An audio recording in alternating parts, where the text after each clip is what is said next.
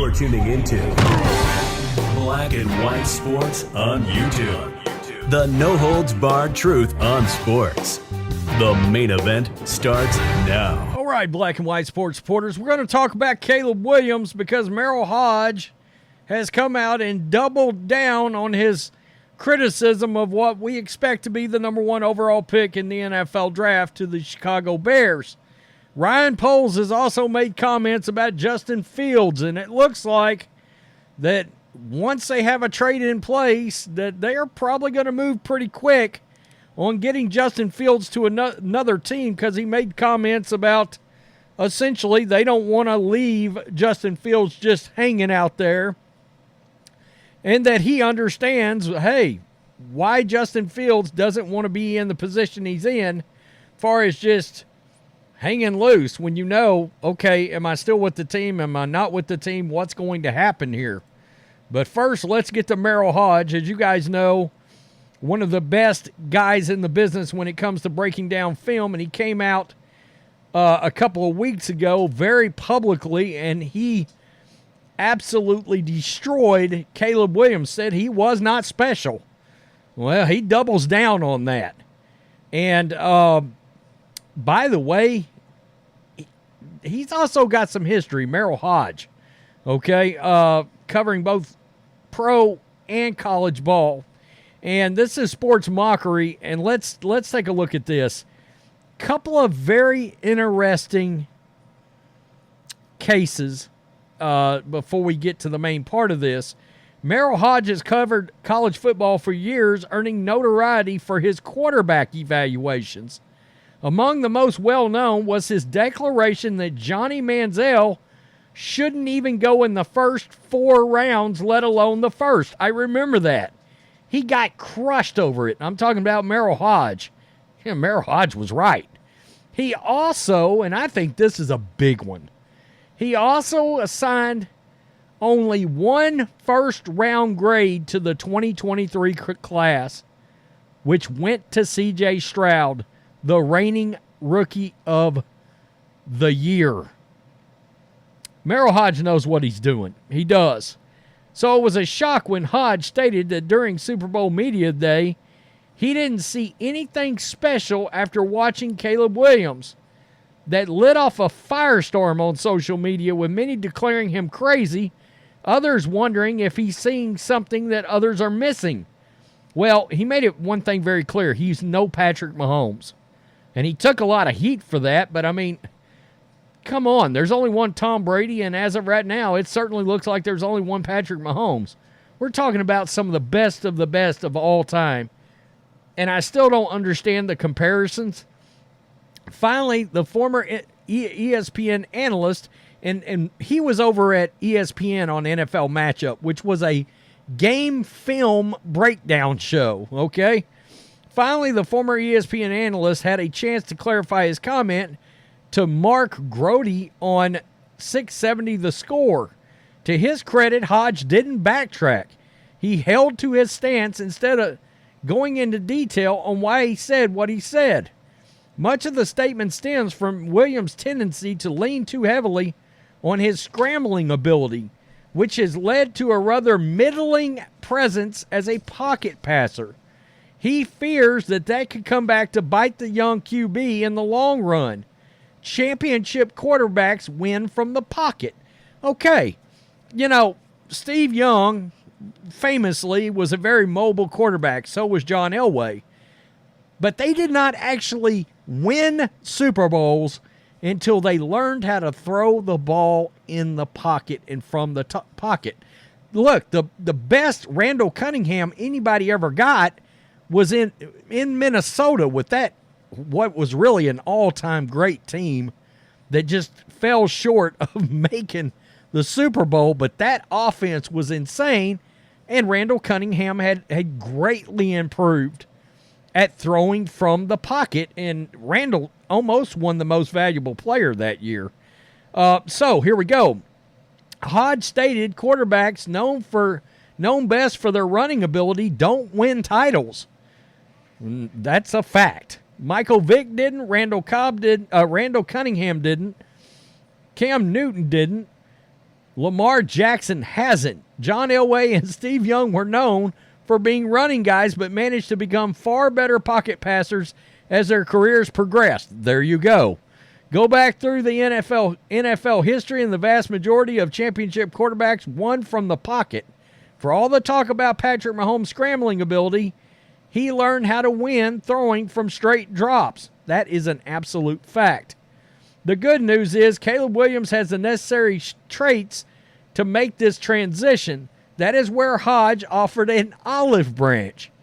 Two things he noticed about the USC standout were his solid processing ability and his throwing accuracy. I'd be interested to see where his final grade ends up being on Caleb, which was described as some of the best the analysts have seen in 40 years. Well, that's all right. That's pretty good. Those traits are essential for a pocket quarterback. This means Williams is capable of making the transition. It comes down to whether or not he can break bad habits of taking off and running at every opportunity. So he's saying right there, he's got some real ability to do it if he can withstand the urge to pull the ball and run. All right. And that'll hurt him. If he can't get out of that, that will hurt him. You know, there's still concerns about him being able to play against good defenses. And they're going to be a lot better defenses than what he saw in college. His record against top 25 defenses, his statistics are concerning. His record was concerning. I think USC's record was concerning, frankly. And I know defense was their primary issue there, but nonetheless, where were all the big wins at? Still, regardless. Bears have a Justin Fields trade plan ready to go as Caleb Williams speculation intensifies. Yeah. So this is the New York Post, and this has come out. Poll says they arrived without a master plan. Well, we know the combine's where all this stuff, all the magic happens, okay? Basically, they come out of the combine, and they've got a pretty good idea what teams are going to do what, who's going to be in the running for who. A lot of deals are already made, and they're just waiting for the tampering period to open, etc. Doesn't mean people can't back out of deals, but you get my point. Ryan Poles, however, did explain that the Bears would theoretically handle a trade of current quarterback Justin Fields, which adds credence to the belief that the team is leaning in that direction. Quote, it depends on what opportunities pop up, Poles told the Chicago media about the timing of the Fields trade. I will say this, if we go down that road, I want to do right by Justin as well. No one wants to live in gray. I know that's uncomfortable. I wouldn't want to be in that situation either. So we'll gather the information. We'll move as quickly as possible.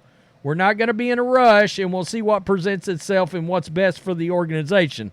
The kid's out of there. The Bears have had 3 seasons to evaluate Fields 24 with Poles and head coach Matt Eberflus running the team for the past 2. For the second straight season, the Bears have the number 1 pick. And, of course, they got it from the Panthers being a dumpster fire.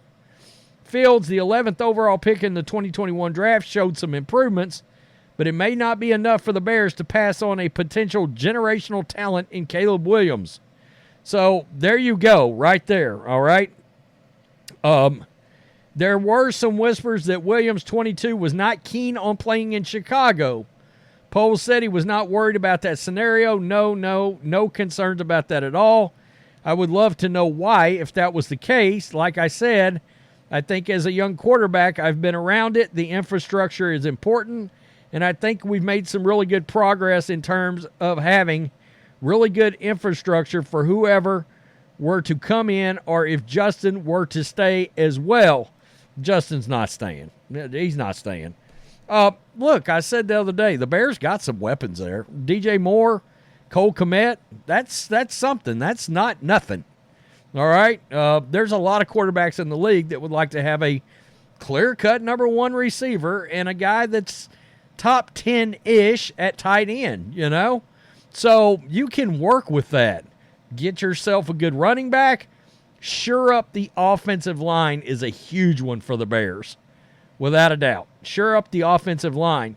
But there's a lot of red flags with Caleb Williams to circle back around to him. And it's not only his performance against top 25 teams, but you also have all of the sort of like red flag things. You know, is he going to be able to mentally handle the trials and tribulations of the NFL? And then there's things like, you wanted team ownership. Do you want to go to the Bears? That came out. His camp tried to deny it. But Cowherd got that from somebody involved with Caleb Williams. He got that from somebody. And by the way, I mean, Colin did think that Cliff Kingsbury was going to the Raiders, and he was right. Now, Kingsbury backed out at the last minute, but remember, it came out. He was going to the Raiders. That was a done deal. And then he backed out and went to the Commanders. Makes you wonder. I think the Commanders going to end up taking Jaden Daniels. Then what do the Patriots do? Because Drake May kind of worries me. The more and more I read and see and watch film and this and that and the other on Drake May, I'm like, yeah, it kind of feels like just a dude. Just a dude. Michael Pratt is the guy out of Tulane I was talking about earlier.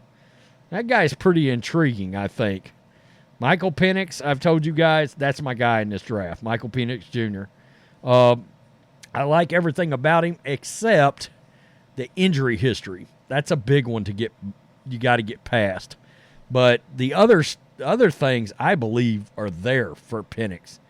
So Jaden Daniels is another one. I think personally, I would take him number one overall. But that's just my opinion. I know I have seen that a little bit from guys out there, but not, everybody's on Caleb.